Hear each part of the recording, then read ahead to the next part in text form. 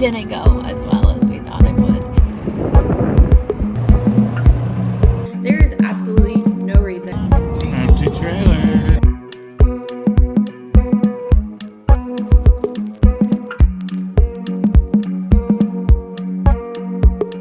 Little chat, I guess. We'll do a little FaceTime. Keith and the kids just left. They are off delivering some hay. He actually already did a load for this person. So they came here. They met Keith to get loaded.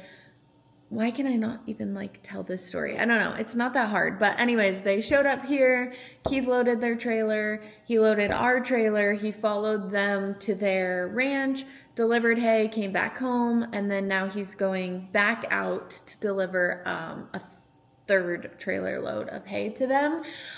So he took the kids with him, and it is just me and Teddy. I've gotten quite a bit done. We've vacuumed, we've done dishes, we've started laundry, and then I have a little bit of work that I need to do, but I need to change. And then when he gets home, we have to go run down the hill and sort off some cows. We need to gather up some of the cows and heifers that we sold. So kind of cool, but somebody bought, it's our biggest sale yet. So somebody bought quite a few cows and heifers.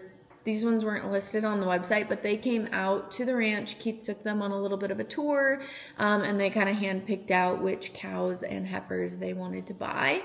So we are selling off but a good majority of our unregistered herd. We started with unregistered animals, and personally, I still feel like if you're looking for the most bang for your buck, the unregistered Highland is the way to go. You can do your homework, right? You can make sure that the breeder or the person that you're buying from is reputable, that it's not inbred, all these things. But I just feel like the Highland market is shifting a lot, especially since when we first started. So when we first started in 2020, we started, like I said, with just unregistered animals because number one, they were more affordable. They still are. We just didn't really know too much about Highlands maybe in general yet, like the difference between registered, unregistered, what the market was going to do, that sort of thing. So we were just starting to start, and that's what we could afford. Well, now that we are 4 years into it, and it seems like every breeding season, the buying customer wants something different. So like the first year, people just really wanted heifer calves. And then the second year, people really wanted bull calves. And then the third year was starting the shift of people really wanting registered animals. So it's just becoming this weird thing where even people who are wanting backyard pasture pets are starting to ask for registered animals. I will forever die on the hill that if you are just wanting a pasture pet or you're wanting Highland for beef, go the unregistered route, because having a paper that says that they're registered but you're going to eat it or you're just going to stare at it in your backyard, there is absolutely no reason to spend the extra money for that piece of paper. No reason.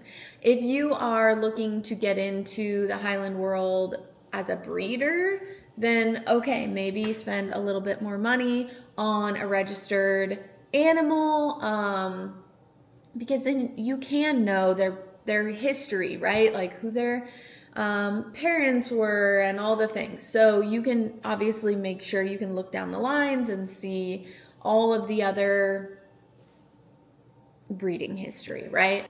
So basically, long story long, we are selling off a good chunk of our unregistered herd simply because the market has shifted more towards people wanting registered animals. We need to go down to the lease pasture where all the cows are, gather them up, sort them off, the ones that these people have purchased, because they are sending a hauler to come pick them up at the end of the month. So having them up here at our corral, so that when we load out for their hauling company, it just makes it easier.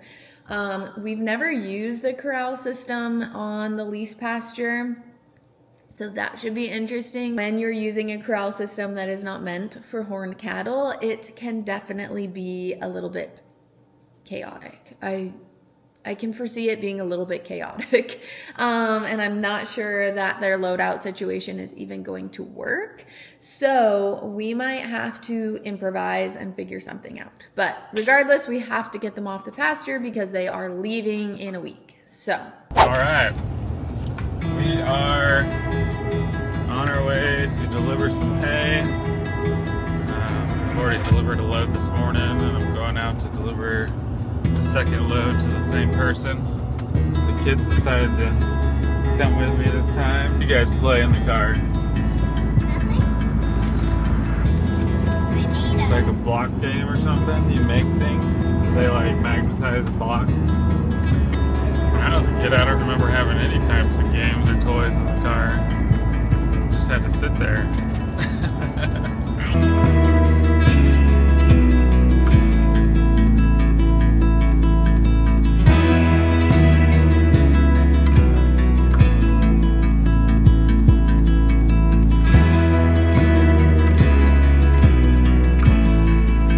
They're actually getting along. It's warm in here though. Started eating gum.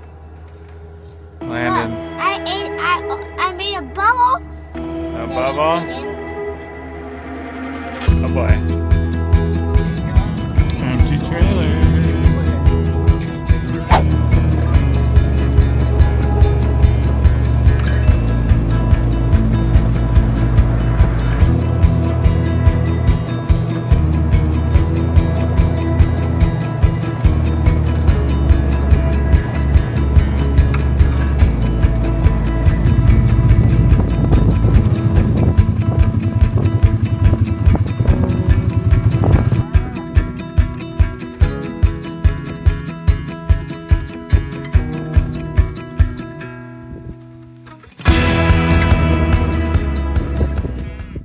Okay, grabbing water and a little snack. I need to get my boots back on because we've got all the cows in the little corral down the hill. And so now we need to put them in the trailer and bring them home to our main corral.